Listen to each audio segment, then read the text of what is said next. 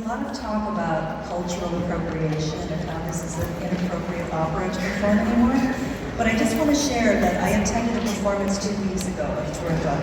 I happened to sit next to a Chinese college student who was visiting. She had never seen Turandot before, and she said in Act 1, when the jasmine flower tune, the Molihua, began, she began to cry because she missed her family when she heard that.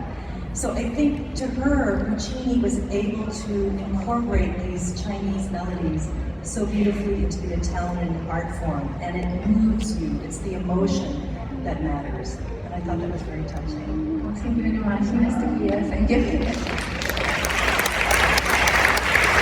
So, Roberto, you just celebrated your 28th anniversary at the Met.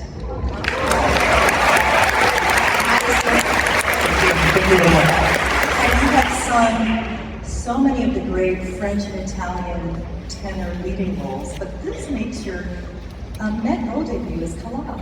It's true, it's the first time, and it was a dream for me to be in this production, you know, because I saw this production many times, and it was a wish for me to one day be able to sing here at the Met CALAF in this wonderful Zeffirelli production. And here, the true come. The atmosphere, because everybody knows now this aria like a big hit, and it became something, but if you think about the words, about the melody, about the harmony, you must create something else. You must be happy in this because it's like a challenge for him after the rivals, you know. And I think it's not easy because we have in mind great singers from the past. For me, it's Luciano Pavarotti because Luciano made this aria. I think nobody in this world can sing like him, this aria. Sure, you have a lot of tenors who sang very well this aria, Goerke and etc. But Pavarotti brings with his timbre, with the way, the clarity of the voice. Because sometimes when you think about CALAF, we want to create a very dark sound, but it's a young man. And you must have the heroic sound with brightness and clarity. And this is the opposite of the atmosphere of this area. It's the night. You have this wonderful sound of the choir and everything coming, and you start with the sun, like a sun in the voice. And with the sun challenging with the moon. This is very important. What makes Turandot a tour de force role? Just like Roberto. Well, it is insanely punishing vocally. You might not have noticed, but what you just said, Roberto, was really beautiful. That for everything that is difficult within any role, you really have to plan for it ahead of time and make sure that you're prepared in your mind before you open your mouth. And it's exactly the same for me. But another thing that makes her so challenging, aside from the tessitura, which is where the role sits, which is very high, I am weird. I sing things that are basically mezzo roles. I sing this, so I have to make sure that when I am preparing to sing Turandot, I have to make sure that before maybe 2 weeks, 3 weeks, I sing only things that are high.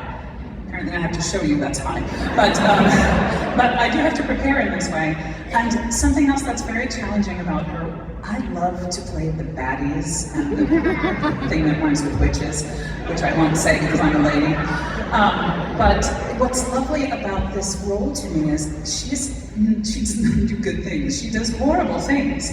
But I always try to find a reason that a character does something. And if you listen to the very beginning of this, she is terrified that history will repeat itself. And yes, she doesn't do things that are very nice, but it's because she is terrified, and she's terrified to allow herself to live. She's terrified that her people will suffer again, and she doesn't even realize perhaps how much she's making her people suffer. And so I try very hard to show from the very beginning little moments of today is different. How many times has she done this? But today something is different. This man is different. And so every time I have an opportunity to do this role, it is a new challenge for me to find something slightly soft in her. In your soul, And after that, to be very, very careful and gentle with the voice. You have to treat the voice like a child, to be gentle, to be not rude. And because otherwise it's like a wife, she goes away. But if you are gentle and everything, she stay with you. I think my husband's out there someplace. I'm going to tell my husband you said that. I agree with you completely. And the thing that's very interesting, every one of us ages, every single day, we change, our bodies change. So the two little rubber bands in our throats that allow us to do this insane thing and wonderful thing that we do, they change all the time also. And so for me, it is most important, from the very beginning, we gather our team. We have our coaches, we have our teacher. Yet I am going to be 55 years old and I'm super proud of it.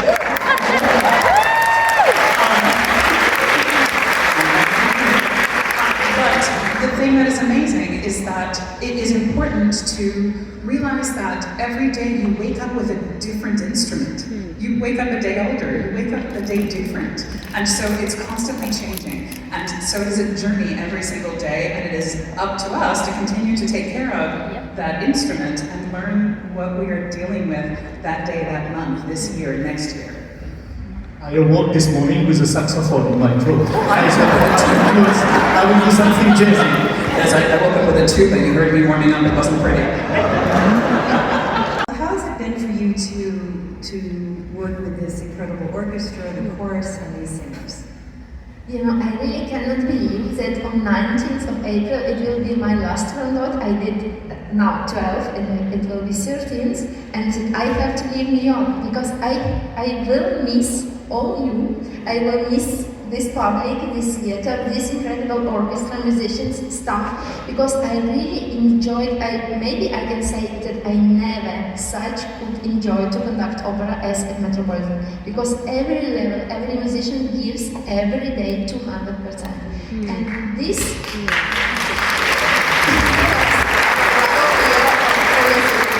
and for me it is such a honor to become a part of this history and enrich for me, and also maybe give something, because it was very inspiring for us, all of us, to work together with the orchestra, to exchange the musical ideas, and I'm just very, very thankful for my life, and what I can say, I have now New York and Metropolitan in my heart forever.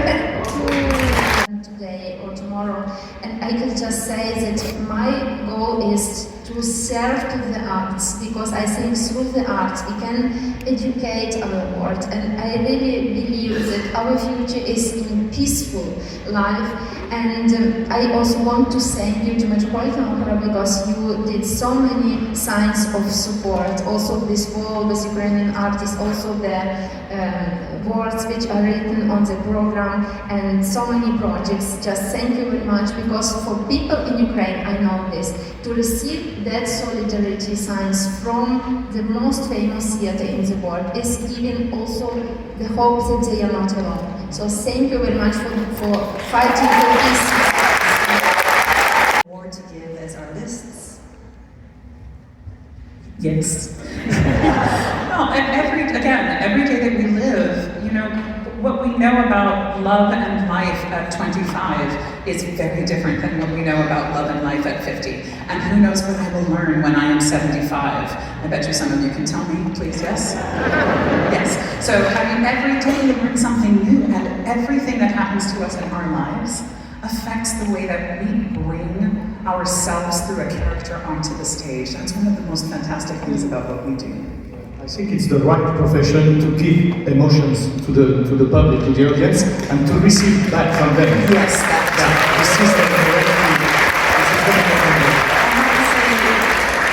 Your level of acting and your chemistry and the emotion, I think that can only come from mature artistry, and it was so evident this afternoon.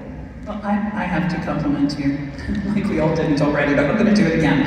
One of the most wonderful things is that when you have an artist who has been embodying so many characters for so long, who is such a wonderful actor, you don't have to set exactly what you will do. So if some of you were here for the first performance, I promise you, you did not see the same performance today. And if you come back again, feel free. You will not see the same performance again. And that is such a joy, because you have to live in the moment, and then the storytelling is alive. So thank you for being that help. Thank you too. And you know, today I forgot a phrase in the first act. You know why? Because I forgot my lens, and it was impossible to see something. And I was thinking in that moment, where I put my lens today? You know? And because of that, I forgot the phrase. But it was beautiful because Maestro, she was waiting for me with a beautiful smile, and this is the most beautiful things. Sorry, please be glad for that. Things do happen. I'm not sure how many of you noticed that my hand fell right off as I was walking upstairs. Please be glad for that. I just want a trophy because I caught it. Okay. Comment, and we can't say goodbye without acknowledging that Turandot has come under fire recently for the racial stereotypes, for the cultural insensitivity, some people say. But after hearing this performance this afternoon, it's hard to think that this work should not be on this stage. For each one of you,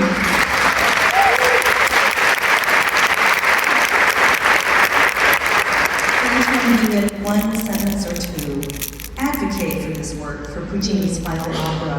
Why should Puccini's Turandot keep being performed at the Met and around the world? Just very briefly, starting with you, Maestro. Yes, a difficult question. I think the main meaning of Turandot, because in 1924, Puccini died, and his original score he wrote completed just to the death of Leo, and everything after was completed by other composer. And I think that Puccini wanted to leave us some important statement, like a message for the future generation. And CALAF, on the end, with his keys, is conquisting Turandot. So he is fighting to break her ice heart and to make her transform to loving woman. And I think this is a message which Puccini wanted us to hear and remember for the future generations, that our life without love, but in the big meaning, in global meaning, not just between man and woman, two persons, but global love, that this is the feeling which can connect us as the world, save our world too, and develop. I think this is meaning of Turandot. Thank you. This music can make us forget the time of the performance, all the difficulties in life. And this is very important. Sometimes even the pain you have in your body, something, watching a wonderful music, this kind of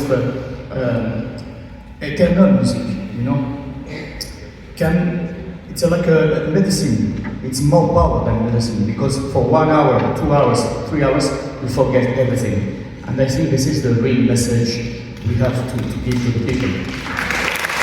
I will go one step further and say that we absolutely should not shy away from things that are difficult, and we should look them in the face. And we can remind ourselves of why we are taking a second look at these things to begin with.